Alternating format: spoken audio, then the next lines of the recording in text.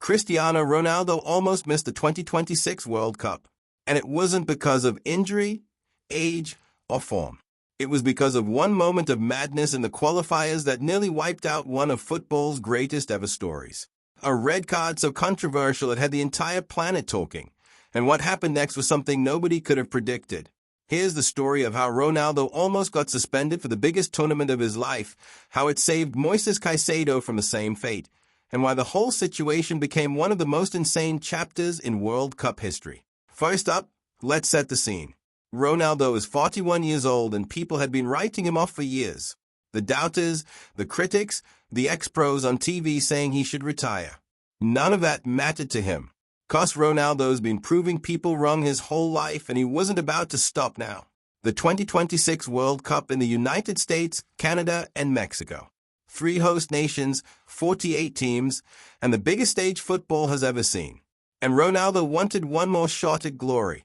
Portugal's qualification campaign was going smoothly, but then came the game that changed everything. It was a qualifier in September 2025 and Portugal were up against a physical, aggressive side who had absolutely nothing to lose. The crowd was electric, the stakes were high, and Ronaldo was on the pitch doing what Ronaldo does. But with about 20 minutes to go in a 10-second half, things got ugly real fast. A cynical challenge from a defender caught Ronaldo right in the ankle and he hit the deck. Now we all know Ronaldo. We've seen him go down before and pop right back up. But this time something switched in him. He got up, got right in the defender's face, and in the heat of the moment he shoved the guy with both hands straight in the chest. The referee didn't even hesitate. Straight red card. No questions asked. The whole stadium went silent 'cause everyone knew exactly what that meant. Ronaldo, suspended, potentially for a World Cup qualifier or even the tournament itself. Dressing room chaos. Portugal forced to play the final 20 minutes with 10 men. Social media absolutely lost its mind. Now here's where it gets crazy 'cause FIFA had to step in and figure out exactly how many games this ban would carry over into. The rules around qualifying red cards and tournament suspensions are confusing at the best of times, but this one was being watched by literally billions of people. Every football federation on the planet was paying attention. See, normally a red card in qualifying serves its suspension in the next qualifying game, and that's it. It stays in the qualifiers. But FIFA had recently updated the disciplinary framework heading into the 2026 tournament cycle, and there was genuine confusion about whether Ronaldo's ban could bleed into the group stage of the World Cup itself. The Portuguese Football Federation went into full emergency mode. They submitted an appeal within 48 hours. The whole football world watched and waited. Sports lawyers were going on TV breaking down FIFA statutes. Fans were petitioning online. Former players were taking sides. It was the biggest talking point in football for about 2 solid weeks. And right in the middle of all of this, there was another red card situation happening that almost nobody was talking about until they suddenly were. Moises Caicedo, the Ecuador and Chelsea midfielder. One of the most complete defensive midfielders on the planet right now and the heart of Ecuador's entire system. Caicedo had also picked up a red card during South America's qualifying campaign.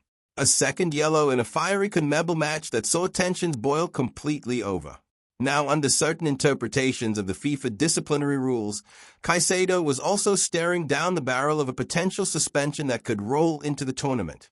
Same headache, same confusion, same legal gray area. But here's the twist that nobody saw coming. Because FIFA had to sit down and formally clarify the rules once and for all to deal with the Ronaldo situation, the governing body released an official statement that drew a clear, bright line between qualifying bans and tournament bans. They confirmed that red cards received during qualification would save their suspension within the qualifying window and would not carry over into the World Cup group stage. Simple, clear, official, and just like that, both Ronaldo and Caicedo were free. The ruling that FIFA put out to handle Ronaldo's controversy accidentally, or maybe deliberately, saved Caicedo at the same time. Ecuador fans who had been sweating for weeks suddenly exhaled. Chelsea fans breathed again.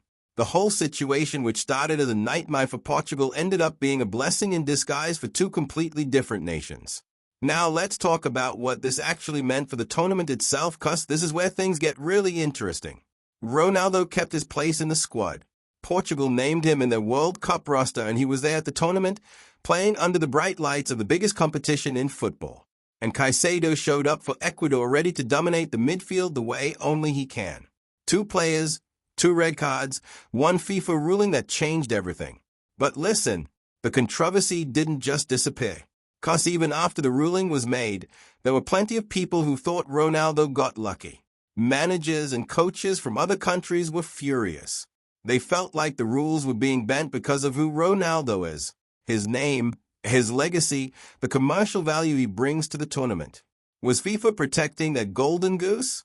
That question hung in the air throughout the entire group stage.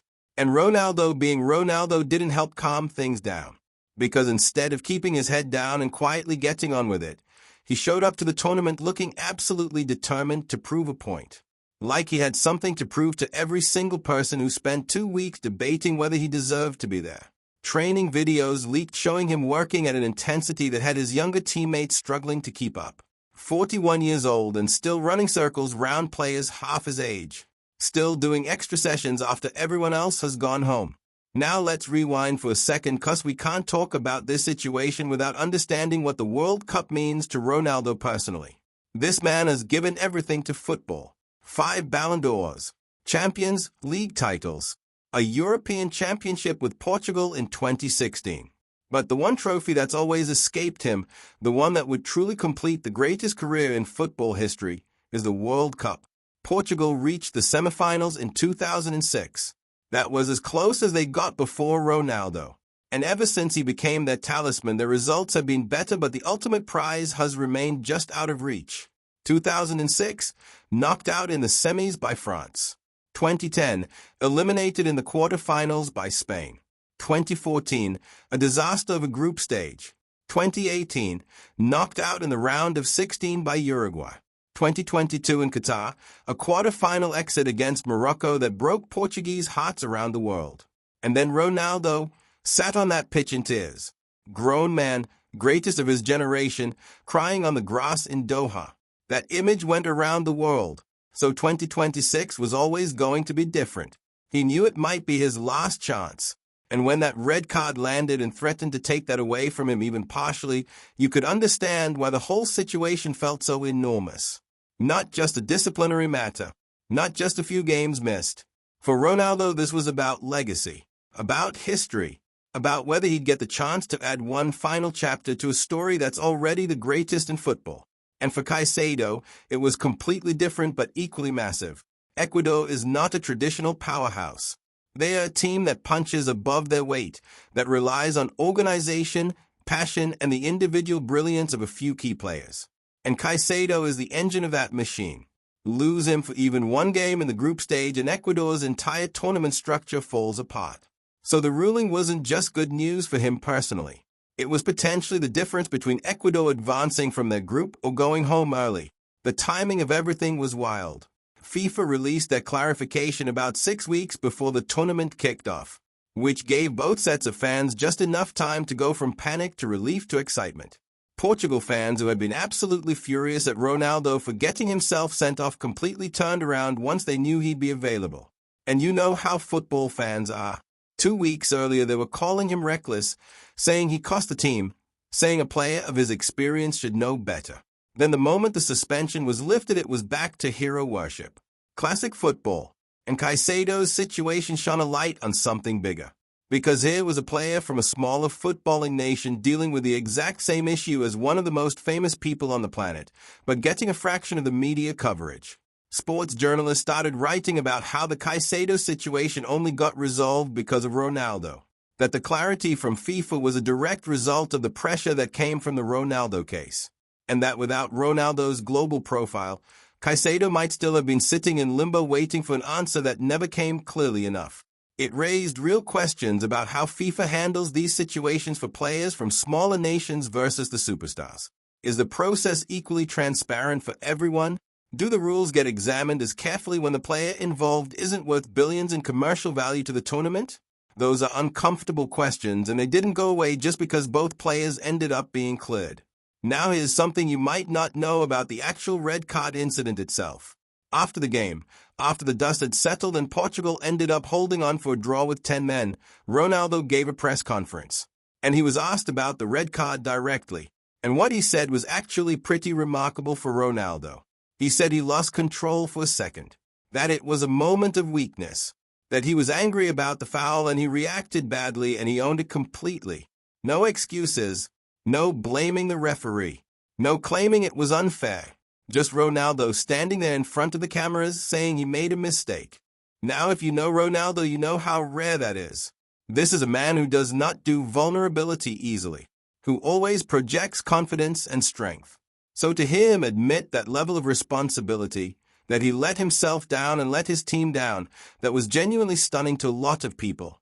And it actually shifted some of the public narrative around the suspension debate, because there was less appetite to pile on a man who had already held his hands up completely. His teammates rallied around him publicly. Bruno Fernandes, Bernardo Silva, Ruben Dias, multiple Portugal players came out and said Ronaldo had been unbelievable in training after the incident, that his reaction had been to work even harder, to do more, to make sure he was in the best possible shape to contribute when called upon. That's Ronaldo. That's always been Ronaldo.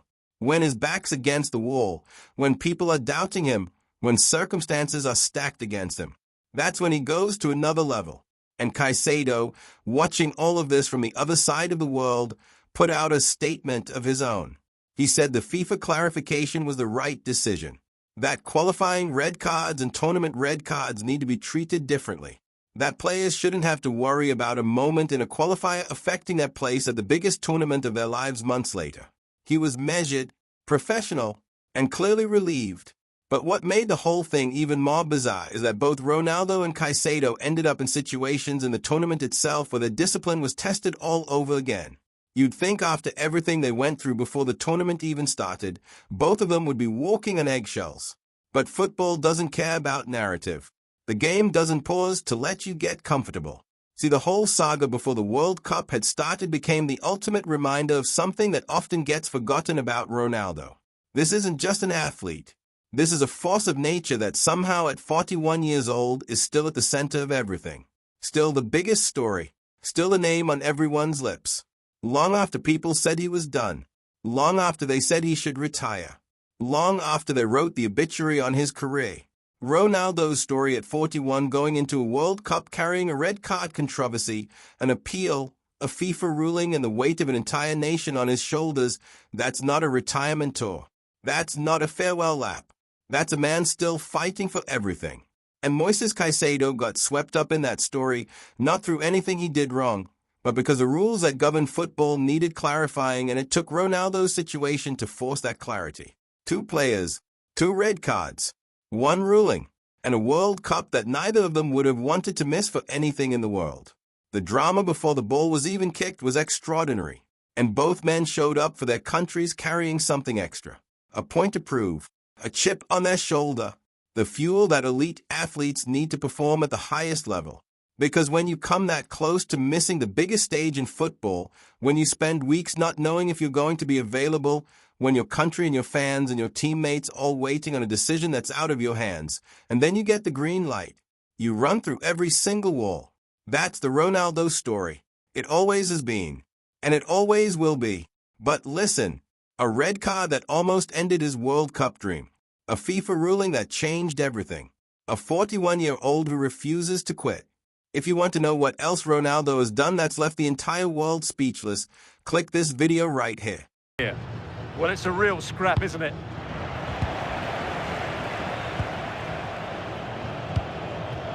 Rafa Leao.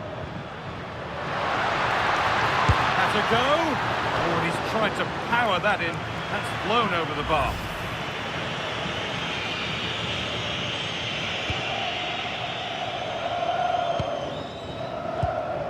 Lionel Messi.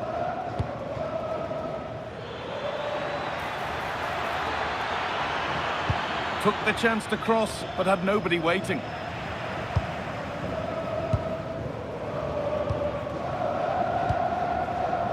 Well, the fans are happy, and they should be as we approach full-time. A really impressive performance here.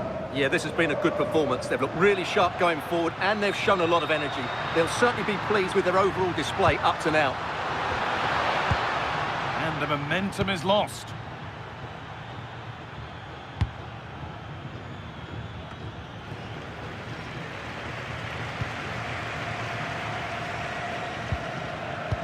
Struggling to keep it here.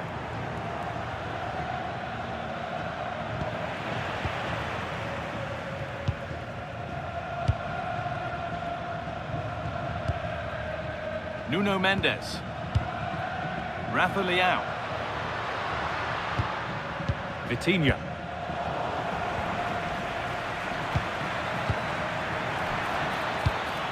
Alvarez. And the forward progress continues. Martinez! It's in! Well, don't write them off yet. There's the goal that keeps hopes alive. So it's 2-1 as the ball gets rolling again. Diogo Dalot. And the game comes to an end with the home fans in positive mood. That's the win they came to see. It was very competitive. Chances at both ends.